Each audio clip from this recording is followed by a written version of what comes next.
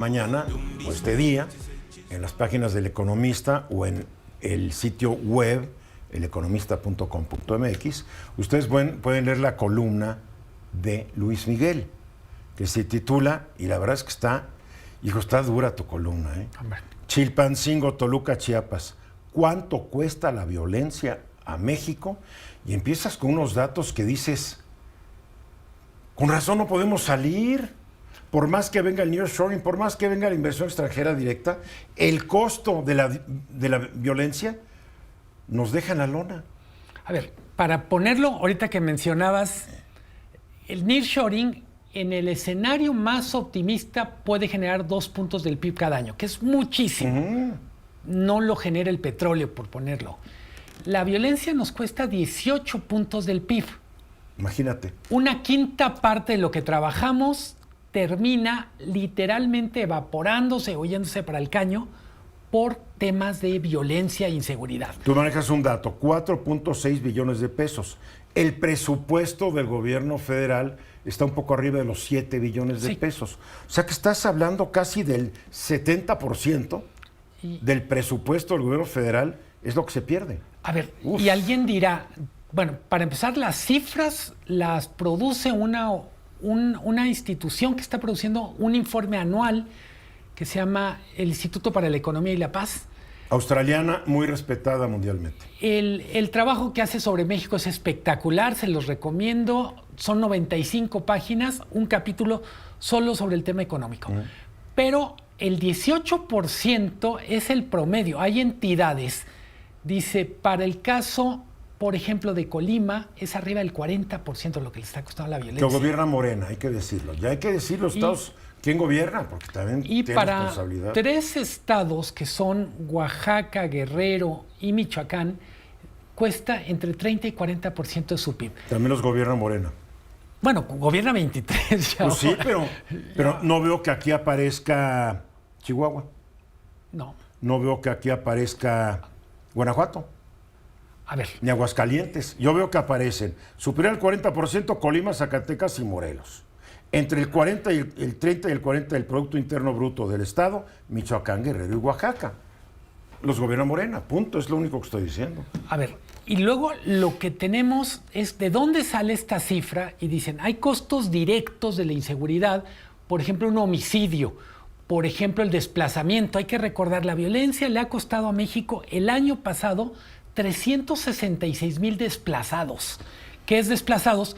Gente que tuvo que abandonar el lugar donde radicaba para irse a otro espacio buscando seguridad. Y ya no trabaja como trabajaba antes. Y un muerto, si muere de cierta edad, se calcula cuánto hubiera producido durante su vida útil y se mete a la cuenta. Luego tienes otros delitos, por ejemplo, extorsión, que en algunos casos obliga a cerrar los negocios, en otros les obliga a trabajar a medio gas. Es decir, por ejemplo, un restaurante que puede decir, bueno, yo simplemente no quiero trabajar para dar derecho de piso, me voy. O no abro en las noches porque es muy peligroso y la gente ya no quiere salir, lo que sea. Luego hay otro bloque que son lo que se conocen como costos indirectos. Por ejemplo, tú, Eduardo, yo, Luis Miguel, Marco en Hermosillo, Luis en Jalapa, pueden decir, oye, como está muy peligroso tal lugar, pues yo simplemente no voy a ir de paseo. Cada quien tiene un lugar que ya literalmente, como el cuento de Cortázar, es la casa tomada. Uno ya no va a esas partes. A ver, Acapulco, a cada rato bloquea la carretera. No puedes manejar Acapulco, porque en un momento, en vez de hacer 5 horas, haces 18. Entonces, ahí estamos hablando de costos indirectos, pero que son tangibles, porque no es que haya un muerto, no es que haya extorsión, pero hay gente que cambia sus rutas, cambia sus hábitos, y eso tiene un costo. Estamos hablando también de inversionistas que dicen, oye, yo pensaba abrir un restaurante, pensaba abrir esto, o una tienda de abarrotes, porque no solo estamos hablando de grandes empresarios. Todo eso son costos indirectos. Evidentemente, los estados que tienen más violencia entran en este círculo vicioso de empobrecimiento. Quienes vieron la película El Infierno recordarán estos paisajes desolados, porque dices, donde manda el crimen, pues simplemente no florece la economía, vamos a decir, la economía legal tiene muchos más problemas.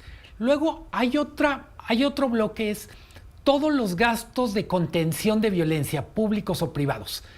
En el caso de las familias, pues el kit básico, el carrito básico implica camaritas, candados. Barrotes en las ventanas. O sea, todos tenemos nuestras cárceles privadas, embarrotados ahí. Y luego, en otro nivel, quien puede contrata guardias de seguridad, compra armas o contrata seguros. Estamos hablando de una minoría, normalmente con mucho más recursos. Y compra armas en el mercado ilegal. Porque quieres comprar en el mercado legal tienes que ir al único lugar donde en México venden armas, que es en la Secretaría de la Defensa Nacional, y te dan una pistolita para que te enfrentes a alguien que llega con una con un cuerno de chivo, ¿me entiendes? Mejor te vas a una tienda de deportes y compras un bat. Un bat, sale más barato.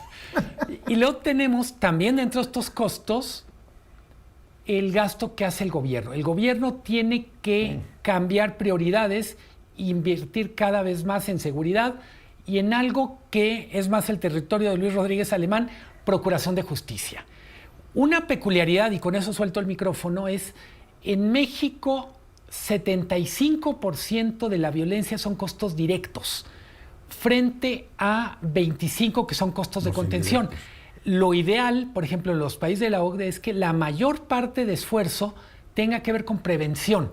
Se gasta en tener seguridad pública de calidad, se gasta en tener sistema de justicia de calidad para no tener que enfrentar asesinos, secuestradores, extorsionadores en las calles. Y hay que decirlo, que no solamente es el problema de este gobierno, es el problema de todos los gobiernos que lo antecedieron.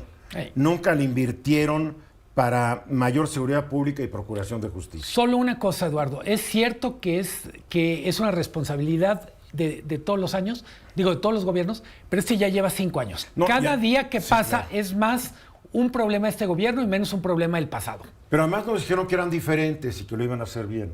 Ahí está la diferencia también. Absolutamente. Nosotros no nos decían que éramos diferentes, eran más de lo mismo. Aquí eran diferentes. A ver, Luis.